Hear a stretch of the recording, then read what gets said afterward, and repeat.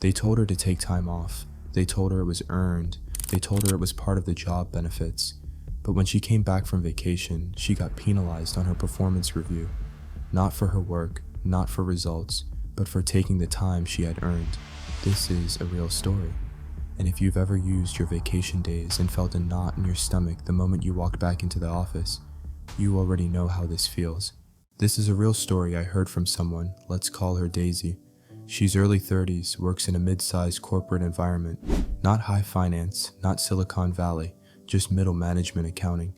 Her job isn't glamorous, but it's steady, and she's good at it. People rely on her for detail work, deadlines, and keeping things in order. Daisy is the person who planned ahead. She saved her vacation days all year, not for a big trip, not for bragging rights, but simply to decompress, to sleep without an alarm, to not check Slack in the middle of the night, to remember what life feels like outside of deadlines and reminders. Months before, she told her manager, "I want to take these days in July. Here are the plans, here's how we'll cover work while I'm gone."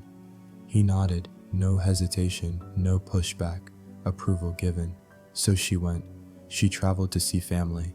She slept. She ate meals without a clock ticking in her head. She took a break that, by every policy in the employee handbook, she was allowed. Then she came back. And almost immediately, things felt off. Her manager called her in for her mid-year performance review. A review that, up till this point, had always been normal. But this time the tone shifted. The first question wasn't about performance metrics, it was about her time off. "You know," he said, "taking that much vacation in one block sets a precedent. It affects team momentum." She tried to explain. "I planned it months in advance, we covered my work, everything was handled." He nodded slowly, but the words came out nonetheless.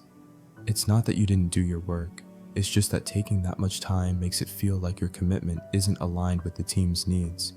No metrics, no missed deadlines, no errors, just the fact she took her earned days off.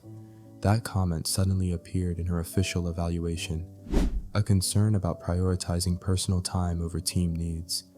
Imagine getting scored lower, not because you did worse, but because you chose to rest. Daisy's stomach twisted every time she reread the evaluation. Not because it hurt her pay, yet, but because it made her feel like her human needs were somehow a liability. She started second-guessing going on breaks in the future. She wondered whether she should even plan time off next year, and most disturbingly, she began to feel guilty for stepping away at all, even though she had earned it. And that's the real sting. It wasn't the extra work, it wasn't forgotten emails. It was the silent message she walked into when she came back from vacation. Taking time to recharge was now a strike against her. And for adults already juggling bills, burnout, expectations, and never-ending pressure, that's a type of exhaustion most people never say out loud. Daisy's story isn't an isolated incident. It's a mirror of what so many working adults experience, but rarely talk about. In the US, according to the Bureau of Labor Statistics, over 55% of full-time employees leave vacation days unused each year. Millions of Americans literally don't take the time off they've earned. Not because they don't want to, but because they fear judgment, backlash, or negative career consequences. And it's not just a numbers problem, it's psychological. Studies show that employees who skip vacations are more likely to report burnout, decreased productivity, and anxiety. And yet, workplace culture often glorifies being always on, guilt-tripping people who dare to prioritize rest. What Daisy felt, the quiet guilt, the invisible punishment, is something millions recognize. The fear that taking care of yourself will be seen as a lack of commitment. The realization that your human needs can be treated as a liability. This hits hard because it's not extreme. It's not an isolated bad boss. It's the hidden cost of the modern work culture. You do your job, you do it well, but the moment you step away, even responsibly, even within the rules, you risk being penalized for just being human. And that's why it resonates. If you've ever hesitated to take a sick day, postponed a mental health break, or worked through exhaustion just to look committed, Daisy's story isn't just hers, it's yours. It's millions of adults' reality, quietly repeating in offices, cubicles, and remote teams across the country. Here's the hard truth about adulthood and work. No one is going to hand you validation. No manager is going to celebrate the fact that you took care of yourself. Sometimes doing the right thing for your health and well-being feels like it puts you at odds with the system. But here's the thing, you are not a problem for taking a break. Rest isn't weakness, time off isn't failure, boundaries aren't negotiable. Life will test you with guilt, pressure, and invisible punishments. And that's on the workplace, not you. What you can control is how you respond.